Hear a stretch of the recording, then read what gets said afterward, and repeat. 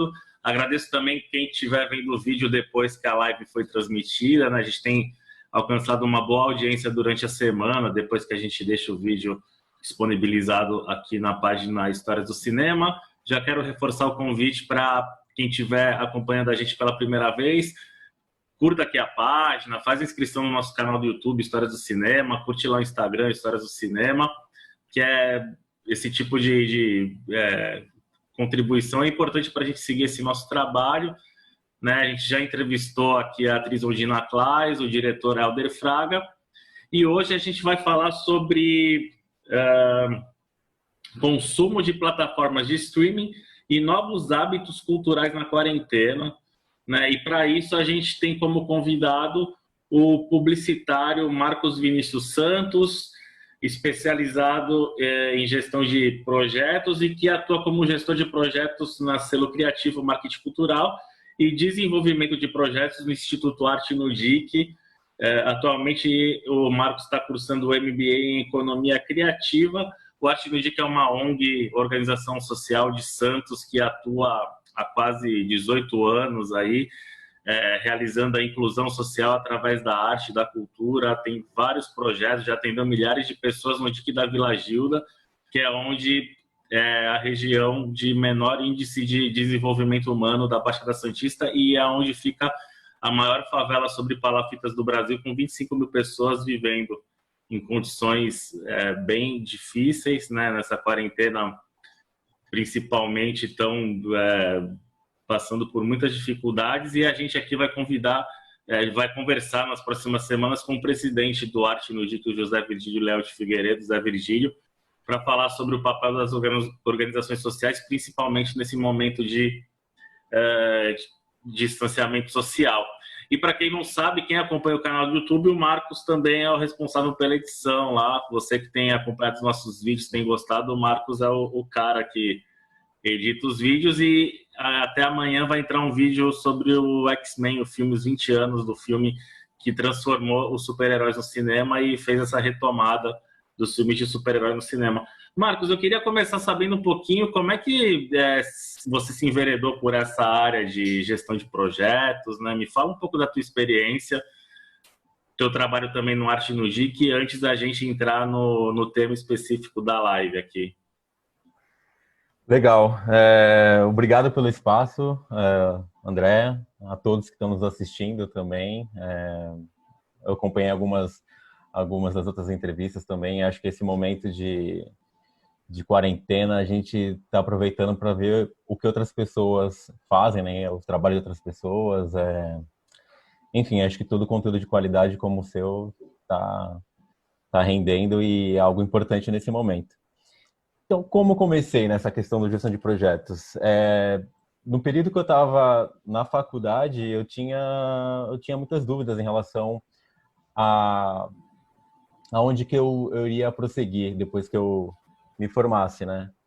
E aí, justamente, para ser mais específico, em projetos culturais, vou entrar dentro dessa questão porque acho que isso é um divisor de águas. Porque, assim, eu tinha, no terceiro ano, mais ou menos, eu tinha pegado gosto por produção audiovisual, que é algo que eu carrego até hoje. Tanto é que no mesmo ano eu participei de algumas, assim, como assistente de produção, participei de algumas produções e tal, me arrisquei a fazer uns curtas. E no mesmo ano, eu passei a frequentar um pouco mais o Arte no DIC, até por conta da influência de um colega nosso em comum, que é o Felipe, nosso amigo. E então eu comecei a frequentar mais o Instituto. Então eu peguei gosto de conhecer um pouco mais sobre produção cultural. E naquele mesmo ano, em 2013, eu tive a possibilidade de entrevistar o Gilberto Gil durante 4 minutos. Tem esse vídeo ainda registrado, o vídeo tem a gravação dele ainda no meu canal, e eu guardo isso com muito carinho, porque ele foi um bate-papo, assim, eu não sou jornalista, né? Eu conversei com ele, eu fiz 2 perguntas para ele, me respondeu super aberto, assim, dialogando e tal. Até lembro que as perguntas que foram sobre profissionalização na questão de produção cultural, ter mais cursos para produtores, essas questões todas aí. E aí, o que acontece? Eu sempre tive uma dor que era o seguinte: eu via muita gente talentosa se apresentando, fazendo as suas artes, até hoje, com essa sociedade, né? A educação em relação à questão de produção cultural ainda não é algo é, tão colocado como deveria se colocar nas escolas, desde então, né? E aí eu me especializei em gestão de projetos. E aí eu correlacionava os meus estudos relacionados à publicidade, tinha algo muito a ver também com o que eu utilizo hoje em dia, de reconhecer público, saber sobre os hábitos das pessoas, sobre tendências. E aí eu consegui juntar esses dois conhecimentos com gestão de projetos, que é algo mais técnico, né, que você conhece um pouquinho mais a etapa de como você vai viabilizar um projeto, como você vai conversar com as pessoas, outras gestões, microgestões que tem internamente dentro de um todo, né? E foi isso, eu juntei um pouco das duas coisas, tanto da publicidade, que é algo que eu gosto bastante, e, enfim, é algo que é fantástico, que tem muito a ver, inclusive, com produção cultural. É impossível você ter um publicitário que não seja veredado para a produção cultural, né? Eu acho que todo publicitário ele tem que ter é, essa noção do quanto é importante você entender que cada pessoa, cada grupo de pessoas, elas têm hábitos, identidades, elas têm perfis totalmente diferentes, né? Você não consegue conversar para todo mundo com uma única comunicação. Você tem que fazer um recorte daquilo, do que você quer comunicar e passar para a sociedade, né? Tanto é que quando eu saí da faculdade, eu senti muita falta das disciplinas é, iniciais, porque nos primeiros anos da faculdade eu tive ensinos socioculturais. E eu não entendia nada na época sobre o que era. Para mim era um papo muito denso. E quando eu saí, eu falei, cara, aquilo fez muita falta. Ali eu queria ter tido a oportunidade de estar trocando um pouco mais com o professor sobre isso, porque agora eu entendo o que que é, né? E foi aí, foi a partir desse momento, desse contato com o Instituto, que eu passei peraí, é isso que eu quero fazer, eu quero trabalhar com marketing cultural. Tanto é que surgiu a Selo por conta disso, né? Trabalhar com marketing cultural, que é basicamente a gente utilizar os conhecimentos que a gente tem do marketing, mas aplicados para a produção cultural. É um outro papo que a gente pode colocar futuramente, mas no final, todo marketing é cultural. Não existe um marketing que não considere é, o comportamento das pessoas em qualquer espaço-tempo aí que nós temos de sociedade, né? Então, todo marketing é cultural. E a Selo, ela tem atuado, fala um pouquinho do trabalho da Selo, vocês também já fizeram algumas entrevistas para o canal da Selo, com gestores, com artistas. Sim. Então, a gente teve essa ideia da Selo Criativa, ela foi uma ideia embrionária há muito tempo atrás, já a gente foi desde registrar baladas em Santos com fotografia, alguns projetos culturais, alguns projetos sociais e culturais que aconteciam aqui na cidade, como, por exemplo, aquele passeio com os cachorrinhos bem famoso que tem aqui na cidade, a gente fotografava. Então a gente começou a fazer esses pequenos projetos, assim, registrar. E aí, em 2016, a gente passou a estudar um pouco mais a produção cultural na cidade. A gente conhece, assim, muitas pessoas relevantes dentro da cultura, assim, pessoas que trabalham há muito tempo já, assim, em produção cultural independente mesmo, é isso que eu quero dizer. E a gente começou a conversar com essas pessoas, né? Você foi um dos entrevistados à época, né, em A gente vai pôr 2016. os links aqui nos comentários, tá? A Ah, gente vai beleza. colocando aí. E aí a gente conversou para a gente entender assim o que eles pensam sobre produção cultural, qual era assim o que eles poderiam falar sobre a carreira deles no início, as dificuldades que eles tinham até aquele momento. Isso foi em 2016, então assim muita coisa mudou, né? Tinha um ministério, hoje não tem mais, por exemplo. E aí a gente foi conversando com várias pessoas e não só os produtores em si, mas a gente conversou com alguns artistas e toda a experiência que a gente tem de simplesmente ir até um projeto cultural e entender, olhar para o público, saber o que eles estão falando, o que eles consomem. E isso foi um aprendizado enorme para a gente, né? E a gente andou um pouquinho afastado porque a gente estava tentando entender como a gente poderia ser um pouco mais relevante em relação ao nosso trabalho. Então, dando esse salto aí de pesquisa mais do mercado e fazendo alguns trabalhos com enfim, com algumas pessoas.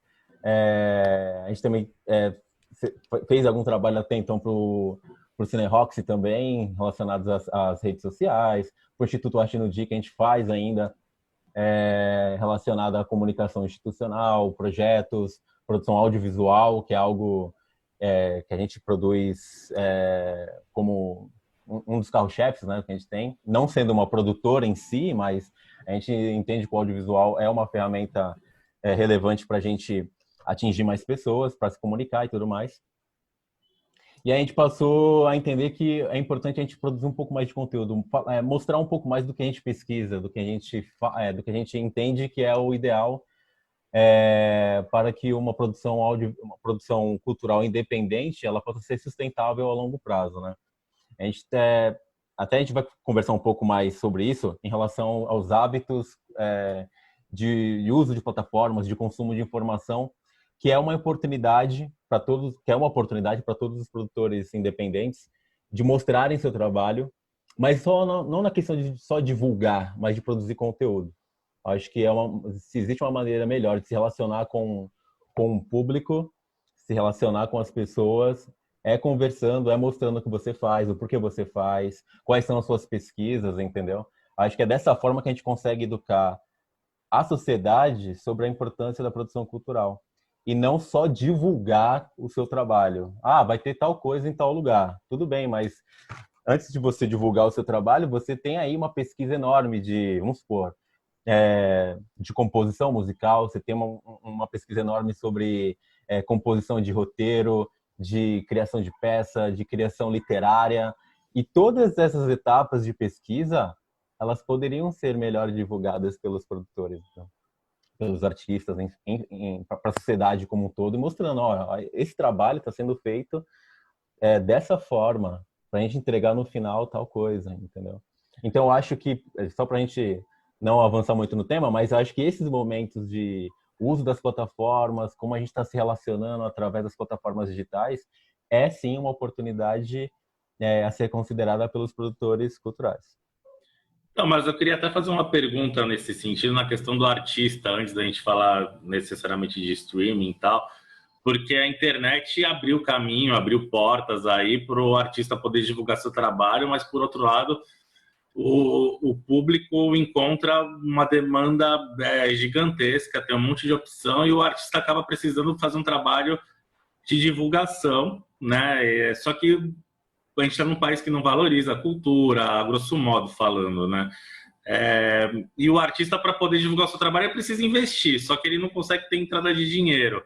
Como é que você enxerga essa situação? Como é que o cara vai contratar alguém para produzir o trabalho dele? Vai contratar um agente, contratar alguém para fazer as redes sociais, ou um assessor de imprensa, ou enfim, profissionais de comunicação, sendo que ele não consegue ter algum retorno? Quer dizer, o cara que sai de repente da periferia, ou não tem, mesmo não sendo de uma região mais carente, não tem dinheiro para investir, como é que ele faz para colocar o trabalho dele na praça, às vezes sendo muito talentoso, né? Tem um outro caso aí que o cara às vezes posta um vídeo, viraliza, mas são exceções à regra, assim. Como é que dá para se dá para resolver essa situação? Não, dá sim. Eu acho que assim, a melhor maneira de você divulgar o seu trabalho, e é isso que a gente. Isso acontece, essa dor acontece com todas as pessoas, todo tipo de profissional, de todos os tamanhos. Você ser consistente, né? Então, por exemplo, vamos supor que você não tenha verbas para criar ter uma grande produção e tudo mais. Isso relacionado à estratégia de comunicação, de marketing digital, essas coisas. Mas você tem que tentar utilizar o que você tem ao seu alcance. Então, se você tem um celular e que você consegue gravar um vídeo e postar com consistência, né? Consistência que eu falo, não precisa ser necessariamente todo dia, mas você pode postar, vamos supor, 3 vezes por semana, eu tô mostrando um pouco do que eu estou trabalhando, um pouco do que eu estou fazendo. Eu acho que você começa a mostrar um pouco do seu trabalho, a divulgar um pouco do que você está fazendo, as pessoas começam a te conhecer a partir daí, entendeu? Para depois você começar a escalar um pouco o seu trabalho, o seu projeto, né? A questão toda é o seguinte, o produtor, independente, ele não precisa necessariamente só produzir quando ele tiver uma baita grana, entendeu? Vamos supor, eu preciso de 100 mil reais para produzir tal coisa. Eu acho que não é necessário, porque o que você precisa ter para produzir necessariamente é mostrar o seu trabalho, primeiramente, antes de você pensar em ter uma grana para montar o seu projeto. Eu acho que o raciocínio ele está um pouco avançado, assim. Por exemplo, você é um produtor independente, aí você está querendo, sei lá, 10, 20 mil reais para produzir tal coisa, para depois você começar a mostrar o que você está fazendo. Não, você não tem essa grana para produzir ainda, produz da maneira que você tem. Produz como uma pessoa qualquer, um usuário qualquer de rede social. Mostra um pouco do seu trabalho, pesquisa um pouco mais sobre... eu vou falar sobre o que hoje? Tá, eu vou pegar essa semana para falar do meu trabalho desse ponto de vista de uma pesquisa que estou fazendo. Isso aqui vou conversar com outras pessoas, outros parceiros, outros artistas que também dividem uma mesma ideia que eu tenho, ou trabalham no mesmo segmento artístico, cultural que eu trabalho, eu vou conversar com eles. Eu acho assim, esse período mostrou muitas possibilidades de como a gente pode criar presença online e dessa forma mostrar o seu trabalho e, consequentemente, futuramente, você captar recursos. Né? Eu acho que assim, antes do artista ali, ele montar o seu projeto, ele precisa montar a imagem profissional dele, mostrar quem ele é primeiro, entendeu? E até essa questão que você falou sobre das pessoas valorizarem ou não a cultura, eu acredito que seja uma falha de narrativa, assim, né? A gente perdeu a narrativa relacionada sobre a importância da produção cultural. A gente não tem essa...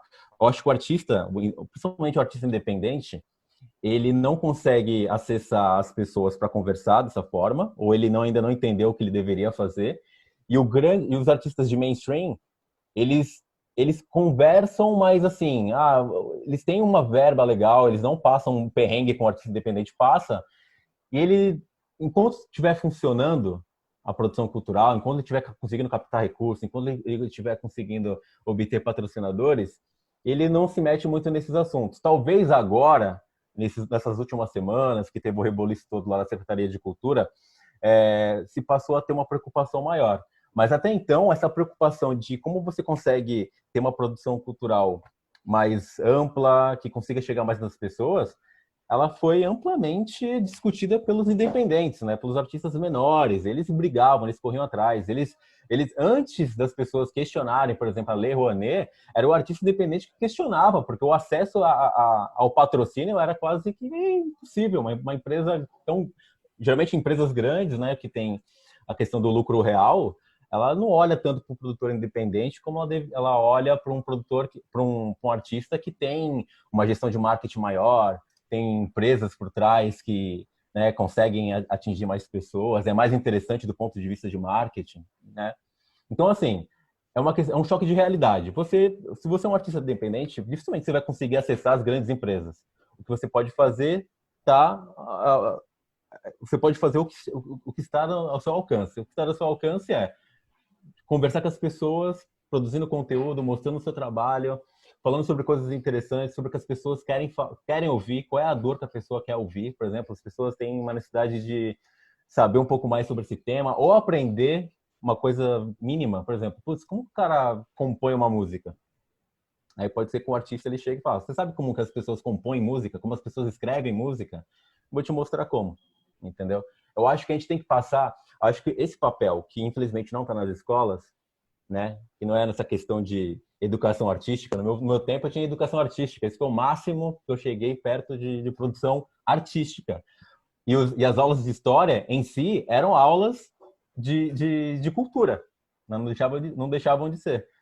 Então, o que eu penso é o seguinte, é o papel do artista independente educar a população, já que a produção cultural ela é tão criminalizada, né, hoje em dia, e ela continua sendo, não é mimimi, não é choro nem nada, simplesmente um projeto que foi feito em relação a isso.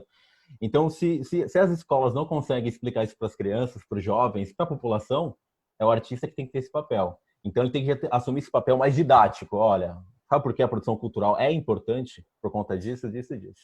Entendeu? Você não teve acesso a isso, agora você vai ter, porque eu vou te explicar o porquê é importante, porque a minha pesquisa é importante, porque o nosso acesso a capital é tão dificultado.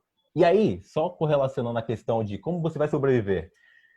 Eu lembro que um tempo atrás o Sebrae ele começou a criar linhas de acesso a financiamento para produtores criativos e culturais.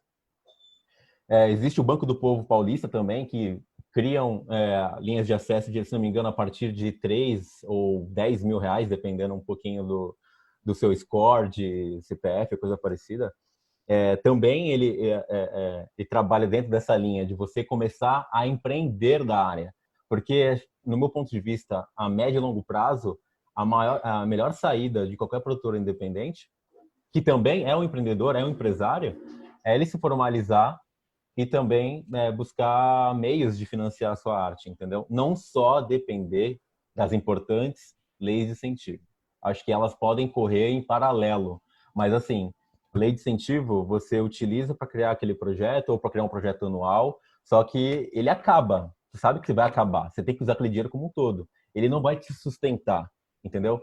E aí eu te pergunto, quem sustenta a sua pesquisa? Quem sustenta o teu site, enfim, a tua pesquisa para você ser mais relevante ainda dentro da sua produção cultural? Acho que isso é importante, né? Da gente pensar, buscar sustentabilidade. Nem que seja você ter um MEI, você ter obviamente ter créditos para você buscar financiamento. Acho que tudo isso é importante. Acho que o início é daí. É trabalhoso? Claro que é. É dificultoso para todo tipo de empreendedor no Brasil, de qualquer segmento econômico, né? A gente vê a questão das leis de incentivo, a gente tem visto um desmonte total aí por parte do governo federal, né, que não enxerga a cultura como algo importante para o desenvolvimento do cidadão, da sociedade, tanto é que esse governo ele trocou o status de ministério para secretaria e já trocou o secretário várias vezes e, enfim, é uma situação bem lamentável que a gente está vivendo e que é um segmento que gera renda, que acaba atingindo aí o turismo, educação, né? Movimenta a sociedade. Marcos, vamos entrar um pouquinho no nosso tema aí da live, que é o consumo de plataformas de streaming e novos hábitos culturais na quarentena. Os cinemas fecharam, né? Os teatros fecharam, shows ao ar livre. A gente viu um ou outro na Europa aí, as pessoas dentro de carro, em cinema drive-in. Né? O cinema drive-in tem sido uma opção em alguns locais, mas acaba sendo também um programa um pouco mais elitista, porque a maioria da população não tem carro, né? Precisaria... e aí tudo foi para a internet, os músicos fazendo suas apresentações musicais de casa, alguns realmente fazendo uma live preocupados com a situação, né? Solitários no máximo ali com o marido, ou a esposa, ou o filho, a filha, quem mora junto. Outros colocando verdadeiras equipes de produção com 15, 20 pessoas sem máscara nos bastidores, todo mundo amontoado aí. Na questão do audiovisual, o streaming já era uma potência, já era uma realidade, mas os festivais, agora alguns passaram a realizar suas edições. Teve o Festival Internacional de Brasília. Amanhã o YouTube começa um projeto com os festivais de Cannes, Toronto, se eu não me engano, os principais festivais do mundo disponibilizando seus filmes, o Varilux também. A gente teve serviços de streaming que liberaram seus acervos gratuitamente, que é nem o da SP Cine, o SP Cine Play, que é bem legal, principalmente para quem quer descobrir o cinema brasileiro aí. O Belas Artes à la carte chegou a disponibilizar 30 dias, agora volta a ser pago. O que está mudando de hábito para valer e o que você acha que vai ficar de legado dessa situação? Porque eu tenho escutado de muitos profissionais ligados ao audiovisual, principalmente, que o público, quando os cinemas se abrirem, voltarão aos cinemas desesperadamente porque não aguentam mais ver filme dentro de casa. Por outro lado, vai ter que haver esse cuidado de distanciamento, né? Os cinemas não vão voltar do jeito que estavam antes, vai ter que ter um mapeamento das salas e tal. O mesmo para teatro. Como é que você vê essa situação aí? Vai realmente transformar o comportamento do público? Eu acho que sim. eu acho, assim, algumas pessoas já tinham esse hábito de consumir streaming, obviamente, só para a gente estourar a bolha, é importante a gente sempre falar que nem todo mundo tem acesso a streaming, isso é importante, talvez o primeiro acesso ao audiovisual dentro da web, talvez seja o YouTube, que é uma porta de acesso para, né, para consumo audiovisual na internet. E eu acredito que vai sim. Eu acho que o que acontece, a gente acompanhou até alguns dados que eu vou até dividir com você daqui a pouco, que é a questão das pessoas buscarem mais esse acesso em conjunto também, né? De dividirem mais o que está assistindo, de conhecerem outras plataformas, porque até então a Netflix navegava em águas calmas aí, mas aí tem concorrentes também com outros títulos. E dentro da questão do audiovisual é importante porque é o seguinte, talvez para o produtor independente, né, as plataformas elas sejam muito mais interessantes para distribuir seus filmes e mostrar o que fazem. Mas aí se a gente for falar em dados quantitativos, para a gente mostrar o quanto essa quarentena ela impactou um pouco, impactou muito, aliás, né, a questão do consumo, a gente traz a informação, por exemplo, que a Netflix ela teve em abril um aumento de 16 milhões de assinantes, né? Então, assim, foi muitos assinantes que correram atrás da Netflix. No Now, teve um aumento aí de 61% na questão de minutos assistidos, né? É até interessante, não sei se você viu esse estudo aí, que as pessoas passaram a procurar mais o filme Contágio e Epidemia também, são dois filmes que são muito buscados, são filmes que não são atuais, mas falam um pouco do tema, e justamente para criar essa reflexão sobre o que é a realidade e o que o cinema mostra, né? Como uma extensão da realidade, se a gente pode colocar dessa forma. Eu acredito que algumas coisas não vão deixar de acontecer. Por exemplo, no caso de lives, especificamente, eu acho que live é um novo produto para o produtor, tanto famoso, como no caso de alguns deles que tiveram lives patrocinadas, ganharam muita grana só com as lives, né? Recordes de acesso, se não me engano, do top 10 do mundo, 7 são brasileiros, 7 são artistas brasileiros, né? Do YouTube, de acessos. Então, eu acho que se criou um produto aí que vão ser mais utilizados futuramente. Até porque as políticas de prevenção elas vão continuar, né? Como você falou do cinema agora, deixa eu pegar, eu tinha um dado aqui muito interessante, que é o seguinte, na Europa, por exemplo, pós pandemia, não pós-pandemia, né? Logo depois do, entre aspas, lockdown que aconteceu lá, por exemplo, na Alemanha, eles levaram mais ou menos 84 dias para reabrirem alguns espaços, né? E aí, se a gente for colocar um pouquinho na questão do espaço do cinema, talvez ele não seja ainda, cinema e festivais ainda não sejam os que estão na frente da fila, talvez sejam os que estão no final da fila. E para você chegar até lá, você abrir uma sala de cinema, vai ter que ser pensado muito em regulamentações relacionadas à higienização do espaço, à marcação do espaço. Muito se fala nisso, de ter lugares agora marcados e mais espaçados, né, para voltar a funcionar. Mas acredito assim, esses hábitos relacionados ao consumo de plataformas digitais, ela vai aumentar por conta justamente da pandemia em si, mas eu não acho que vai diminuir. As pessoas vão deixar vou cancelar aqui a minha assinatura porque a pandemia aliviou. Não, acho que a tendência é que as pessoas tendam a assinar outros canais, né? Que nem isso acontece bastante, você ter 4, 5 perfis de canais diferentes de streaming relacionados a filmes e séries para consumir nesse tempo, né? Então a gente vê que, por exemplo, a Netflix que ela tem mais concorrentes hoje em dia, você tem a Amazon, a HBO, você tem o próprio Now, a Globo. A Netflix aumentou o número de assinantes nesse período, né? E eles criaram o Netflix Party também, que é muito interessante, que é uma extensão do Chrome que você consegue assistir junto com outra pessoa, com amigos, né? Isso é bem legal.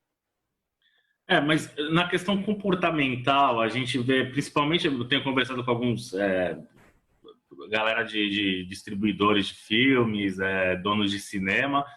O cinema, a gente fala muito da questão do filme para tela grande e tal, mas eles batem muito na questão da tecla do encontro social que o cinema permite, né? Da experiência, de você ir com seus amigos ver um filme dos Vingadores. Principalmente nos últimos anos, esses blockbusters que vão turmas gigantescas de amigos, e esses filmes continuarão reservados à estreia em cinema. Você não viu ainda a Disney dizer que o Viúva Negra vai passar para o Disney Mais direto, ou que a Warner vai colocar o Mulher Maravilha no HBO Max, né? Anunciaram a versão Sim, do sim. Zack Snyder, do Liga da Justiça aí. Mas principalmente esses filmes grandes, de orçamento, que custam 200 milhões de dólares, 300 milhões, eles não podem nem estrear direto em streaming, porque senão eles têm um prejuízo gigantesco, mas precisam ter a bilheteria Sim. e também o dinheiro de merchandising, do combo personalizado, lancheira, material escolar, brinquedo. Você acha que as pessoas não estão sentindo a falta de ter esse momento de poder compartilhar, de reencontrar? Porque no home, na experiência caseira, você consegue, o streaming você vê o que quer a hora que quer, né? Eu acho que isso não Sim. impactou mais porque transmissões esportivas ainda não estão exclusivas com o streaming. Tem a DAZN, que chegou mais ou menos no Tá Brasil com preço tentando. meio elevado, mas a hora que a partida de futebol forem para o streaming direto, as TVs acabam vão ser muito impactadas. E aí é uma briga de cachorro grande nos bastidores aí dos lobistas lá em Brasília para permitirem ou não que essa transição ocorra. Assim, você acha que na questão do cinema as pessoas têm sentido falta? Como é que você vê esse contexto todo aí que eu falei? Ah, com certeza. Com certeza, porque não só por conta disso, né, da questão da experiência em si, da tela grande que você falou, eu vi, cara, que o cinema ele teve, talvez tenha sido o setor mais impactado em relação ao audiovisual. E até só para, em relação à questão dos canais de TV a cabo que você falou agora, tipo, eles estavam em queda, né? O faturamento no passado, se não me engano, foi de 15 mil, não faturamento, mas eles estavam em 15 milhões de lares, perdão, estavam em 15 milhões de lares no Brasil, né? E esse ano teve um aumento de 17 milhões de lares. Eu posso falar porque eu assinei uma TV a cabo no meio da pandemia. Tá? Eu não tinha também, a gente só consome internet e tudo mais. Então, voltou, tudo bem. Agora, eu tenho certeza que as pessoas estão sentindo falta do cinema por N questões de experiência, né, audiovisual, de tela e tudo mais. Alguns cinemas estão ainda tentando encontrar uma maneira de como eles conseguem conversar com o público, mesmo não tendo a presença deles, o que é algo louvável, porque você tem que manter o público ainda aquecido em relação à sua marca e tudo mais. Mas eu acredito sim, as pessoas estão sentindo muita falta, como um todo, né? Na verdade, falta de socializar. As plataformas digitais, elas são quase que uma necessidade. Elas existem justamente para nos manter conectados, né? O ser humano tem uma necessidade biológica, existencial, de se conectar com as pessoas. Mas enquanto não tem esse período ainda disponível, né, para a volta, somente, né, quando voltar com mais segurança em relação às diretrizes da OMS, principalmente por conta de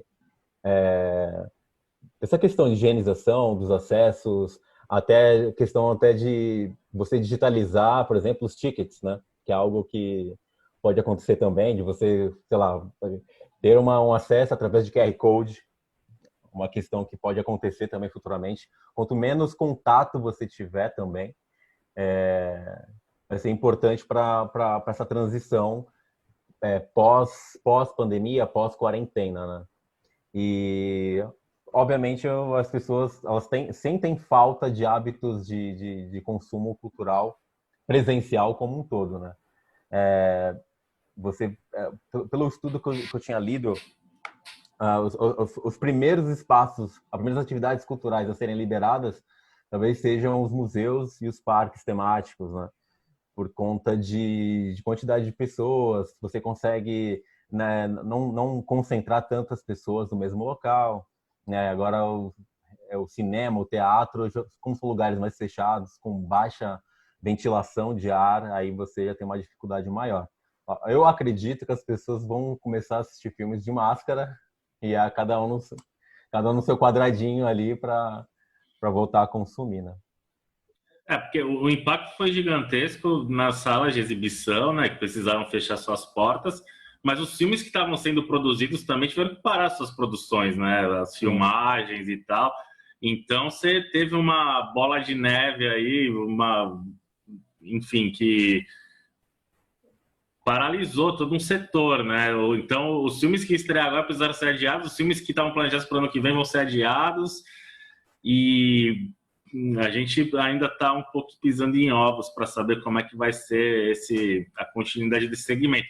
Conversando com artistas, né, não só nas lives aqui, mas também em contato por telefone e WhatsApp, muitos sentem a falta desse contato direto com o público, principalmente músico, quem faz teatro e tal. Mas a arte, ela é mutante, né? Ela se transforma, se adapta.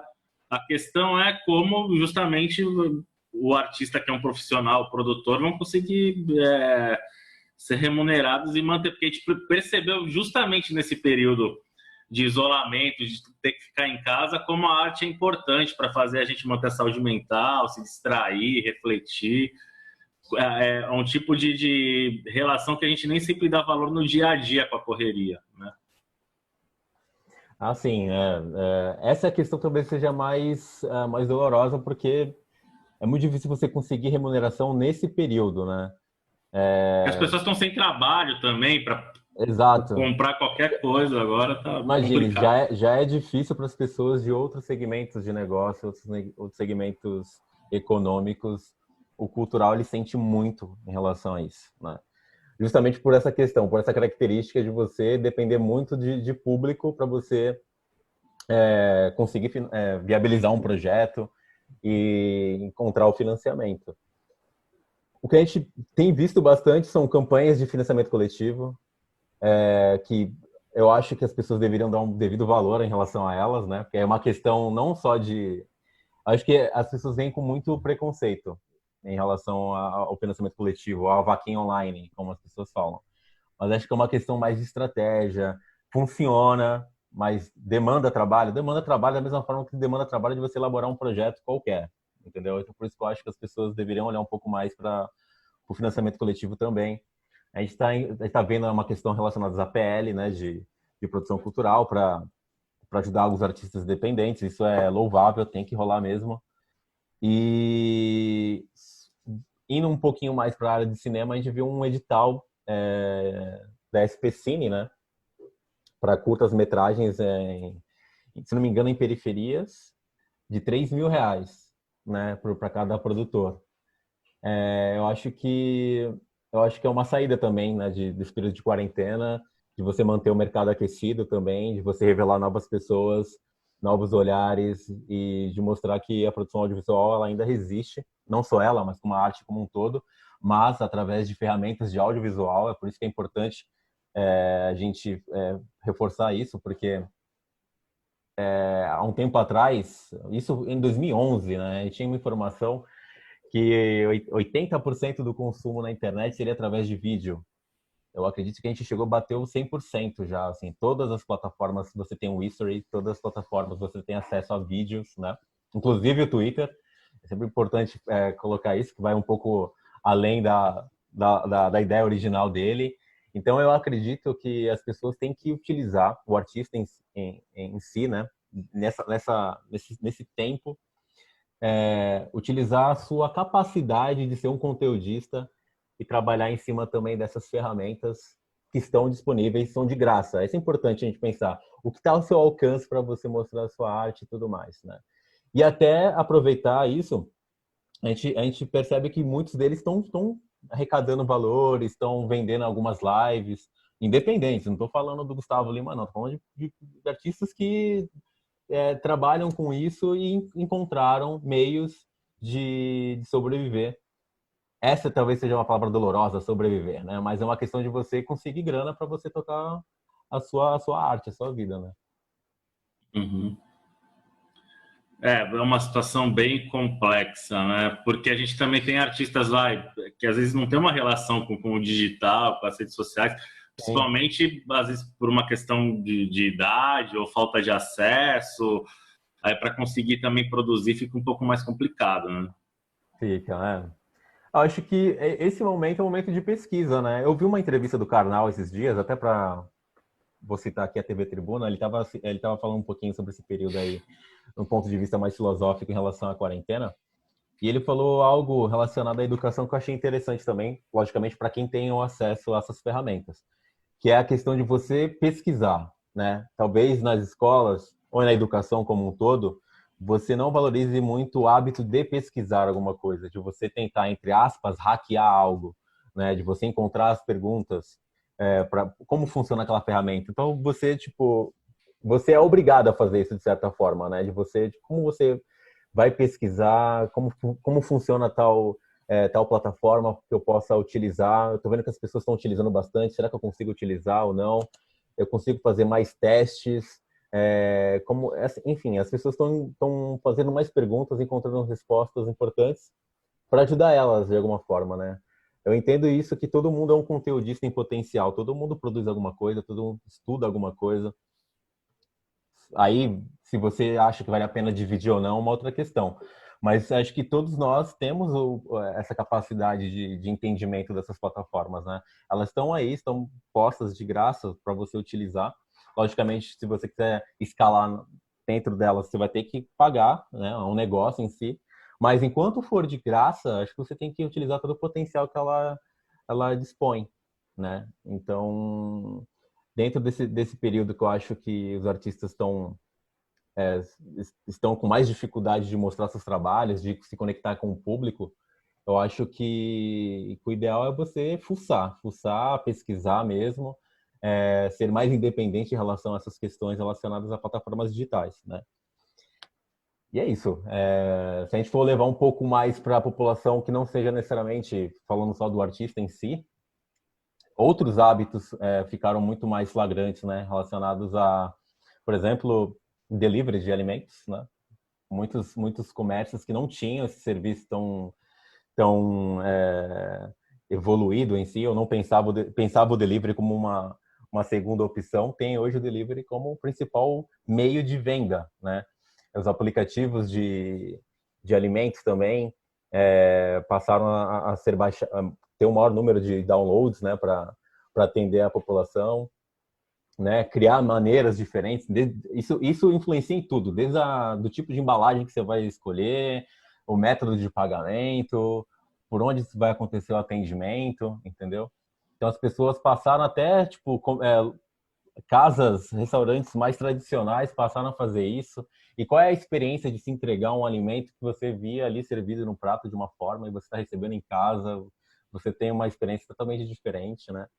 É, além dos alimentos, você tem a questão de lifestyle, você tem a questão de saúde, né, com as telemedicinas que foram regularizadas, né, nesse período né, você pode ter um acesso a consultas médicas através da internet. Então, acho que impactou muitos setores, né, muitos setores. Eu acredito que um deles, por exemplo, em relação ao mercado de trabalho em si, eu acho que haverão equipes remotas, assim, né? O home office vai ser algo mais utilizado e não somente como opcional. Eu acho que vai acontecer porque assim, os escritórios não vão poder ter muitos colaboradores, então eu acredito que uma separação por semana, por dia, possa acontecer também. Ou seja, esses hábitos de você ir até o trabalho, né? Isso vai mudar muito daqui para frente. Eu não acho que isso isso vai diminuir essa frequência da utilização do home office, por exemplo. Acho que vai Até acontecer. porque, dependendo da empresa, o aluguel de um espaço para você manter o escritório é caro, né? E você fazendo home office, mas aí você precisa também ter um controle de horário. As empresas Sim. estão se reinventando também, né? Isso vai influenciar nos contratos de trabalho, inclusive, né? Uhum. No meio de transporte também, né? Isso vai influenciar em muita coisa. Então, eu acho que esse período de consumo, a gente só voltando para o nosso tema de atividades culturais também, vai impactar assim, fortemente muitos setores, muitas pessoas, e só que eu acredito que alguns deles não vão deixar de acontecer, né? Por exemplo, já era um hábito cultural na Ásia das pessoas utilizarem máscara. Eles estavam muito mais preparados com relação a isso, né? Já tinham questões relacionadas a epidemias anteriores lá, né? Então, só que isso para nós impacta de uma maneira diferente, porque a gente não tinha essas questões aqui no país, e aí a gente começa a deflagrar um monte de problema relacionado ao saneamento básico em áreas que não tem tanto acesso à prevenção, saúde pública, número de UTIs disponíveis para as pessoas que estão ficando doentes. Então, isso logicamente mostra o quanto que a gente tem que se preparar daqui para frente. Esse tipo de protocolo que a gente vai ter nas escolas, no dia a dia, no transporte público, o que vai rolar? O que vai ser de diferente? Entendeu? Daqui para frente. Então, eu acredito que esse período de quarentena ele vai criar mais dúvidas e mais uma capacidade de gestão dos gestores públicos jamais vista anteriormente, né? Tirando o presidente, né? Tirando o presidente, que ele acredito que ele está em uma outra estação aí, em um outro mundo em que ele tenta amenizar algumas coisas que não existem, né? Enfim, é uma loucura 2 ministros terem caído nesse período. Acho que nenhum país, Só da em nenhum saúde, país tirando das recente. outras pastas, né? Sim, é uma loucura. Você mostra o quanto a gente tá desarmado, assim, né? Você não pode depender tanto das pessoas que comandam esse país. Você tem que ter. Eu achei ainda um pouco duvidosa essa flexibilização aqui do estado de São Paulo também. E a última fase de flexibilização são as atividades culturais que estão lá, cinema e teatro, entre outras, né? Festivais, enfim. Então, eu acredito que seja algo preocupante também. E rola uma pressão econômica de outros setores econômicos, inclusive de entretenimento. É importante a gente colocar isso, porque imagino que muitos donos de casa noturna, empresários do entretenimento mesmo, de grandes produtoras que trazem grandes nomes para cá, que vivem disso, quem sabe que gera bilhões, né? Bilhões e bilhões de reais aí anualmente. As pessoas talvez não tenham noção disso, mas a indústria cultural gera muita, muita, muita riqueza anualmente. É coisa de louco. É até te surpreender como uma indústria que gera tanta riqueza não consegue se sustentar, né? Você vê tantos profissionais, tantos trabalhadores da cultura ainda tendo dificuldade de manter a sua arte em si, né? E, enfim, eu acho que esses fatores econômicos pesaram um pouco na decisão da flexibilização. E apesar de alguma forma, eu tenho certeza que isso ia acontecer, né? Infelizmente, a gente não conseguiu ainda chegar à porcentagem de pessoas em casa que deveriam estar, né? Marcos, a gente está caminhando já para o desfecho da nossa live. Eu queria primeiro agradecer a sua presença aqui, né? Um tema importante aí, a gente refletir esse momento que a gente está vivendo, com foco na cultura, né? Que é a nossa área. Antes de pedir um recado final teu, eu sempre finalizo dando uma de Marília Gabriela aqui. Eu falo algumas palavras, eu vou pedir para você responder de forma sucinta. Ok. Né? Então, eu queria saber um filme que te marcou. Um filme que me marcou? É. Cara, eu tenho 3 aqui na cabeça, mas eu posso só falar o porquê, eu posso citar os títulos e o porquê em cada um deles? É coisa rápida. Bom, o primeiro, eu gosto muito de Gladiador. Gladiador. Gladiador, eu acho que ele tem uma pegada. Não uma pegada, a mensagem que ele passa é algo incrível, assim. Eu assisti Gladiador quando eu tinha 12 anos a primeira vez. Já revi muitas vezes Gladiador e eu amo aquela fala do Maximus, né? Que eu não me recordo agora, mas é incrível. É, acho que dentro do ponto de vista motivacional, que eu gosto muito dessas questões motivacionais inspiradoras, eu gosto de Gladiador. Do ponto de vista que me diverte e que para mim está no meu top 3 é o Império Contra-Ataca, porque eu sou muito fã de Star Star Wars. Wars. Não sou um fã, assim, tipo, que conhece de tudo, mas eu conheço o suficiente para entender que o Império A gente Contra-Ataca, vai pôr o ele é o link melhor aqui filme também Star do Wars. nosso vídeo em homenagem ao Star Wars que a gente Perfeito, coloca fez. aí. É. Império Contra-Ataca é fantástico de N formas. Eu acho que talvez seja a única franquia que realmente eu tenho um apreço enorme, assim, em Star Wars. E um Uhum. filme que me fez refletir muito e contribuiu muito com a minha construção social, diria. Eu assisti esse filme num período que eu não tinha que assistir ele, porque eu não entendi nada, mas esse filme ficou na minha cabeça desde então. Eu assisti esse filme quando eu tinha 13 anos, e é o Waking Life. E até hoje eu falo para as pessoas, assistam Waking Life, cara. Waking Life é atemporal, você precisa assistir o Waking Life. Eu adoro o Waking Life porque ele me faz refletir de várias formas e é um filme que realmente ele faz sentido em qualquer tempo que você assistir. Uhum. Um cineasta que te influenciou, tem algum? Mas vai falar um só, vai, já deixei você. Não, esse tem menos. Cara, eu gosto muito dos filmes do Martin Scorsese. Eu Scorsese. gosto dele, eu Legal. gosto principalmente dos mais recentes. Assim. Tá. O que é a arte? O que é a arte? Eu acho que a arte é uma forma, é, uma maneira, é um meio de expressão, de se comunicar, né? Muitas pessoas não têm, talvez, a questão de conseguir se dialogar bem ou expressar ideias, se expressam através da arte. Eu acho que a arte é isso. Ela é uma maneira de se expressar. O corpo se expressa de maneiras diferentes das pessoas inclusas. A arte é uma maneira de se expressar, de se comunicar. Tá. Marcos por Marcos. Marcos? Cara, putz. Enfim, acho que eu sou um ser em eterna transformação aí, cara. Acho que vou roubar um conceito budista, que é a questão de a gente estar em transformação e o tempo todo, a gente está caminhando o tempo todo, não existe meio nem fim. Eu acho que é isso, a gente está em transformação o tempo todo, não existe um ser humano perfeito, completo. Eu acho que a imperfeição é o que torna o ser humano incrível, né? Eu sou assim, sou um ser em transformação, eu diria. Legal. Quer deixar algum recado para o nosso público aí?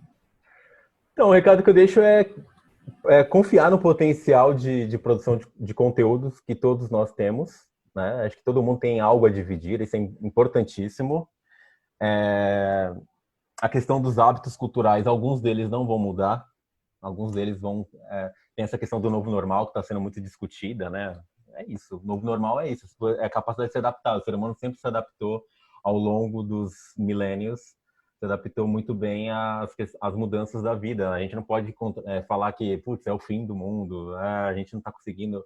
a gente está caindo como sociedade. A sociedade já caiu e levantou diversas vezes. A gente não pode ter esse recorte egoísta e egocêntrico achando que, nossa, essa época está terrível. Não, existiu épocas piores, piores.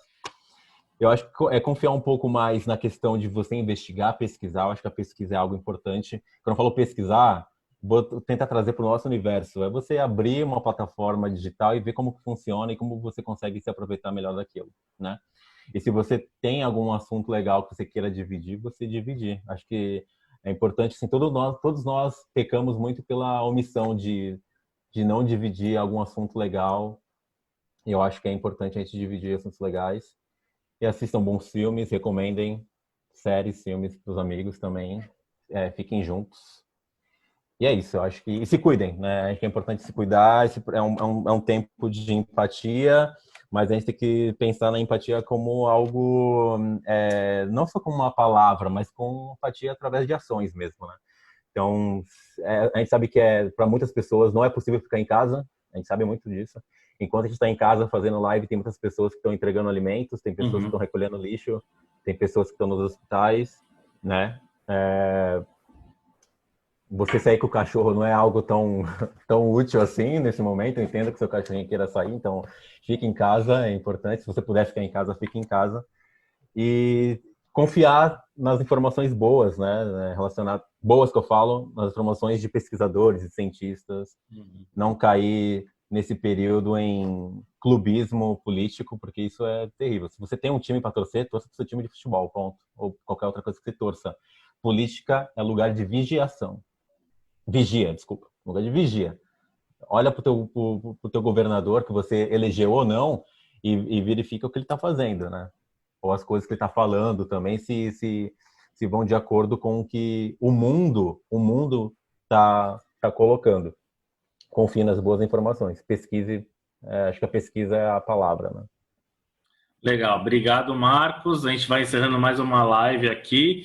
Só reforçando os convites, né? Nesse sábado, às 18, não às 19, às 18.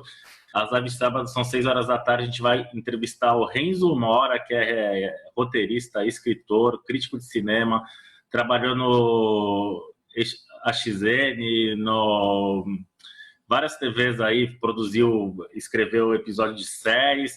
Ele fez biografias sobre o Frank Sinatra, né? O grande cantor, ator.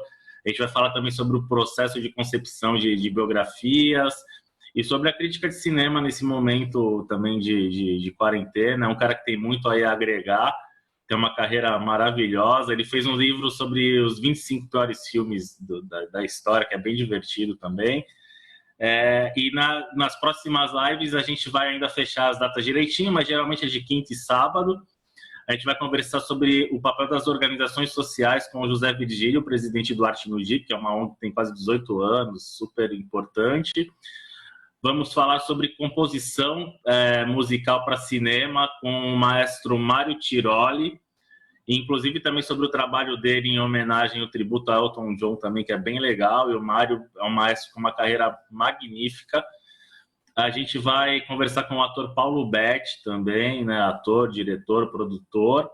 Então, toda semana, uma ou duas lives, sempre no sábado às 18 ou na quinta às 19, e no nosso canal. Confiram aí essa semana, agora, entre hoje e amanhã, entre o vídeo dos X-Men, o filme, que fez a retomada do cinema de super-heróis, né, Marcos? Fiquei com vontade até de assistir de novo, cara. Eu tô ouvindo as histórias do filme, eu falei, cara, faz tempo que eu não assisto X-Men, cara. 20 anos já, cara. Passa muito rápido, né? Só um recorte, cara. Aquele período lá entre 99 e 2000 foi meio louco no cinema, né, cara? 99 foi um ano espetacular, né? Com vários filmes que ficaram para a história do cinema aí. Mas a gente vai, isso inclusive é tema para um vídeo aí. Tema. Isso aí.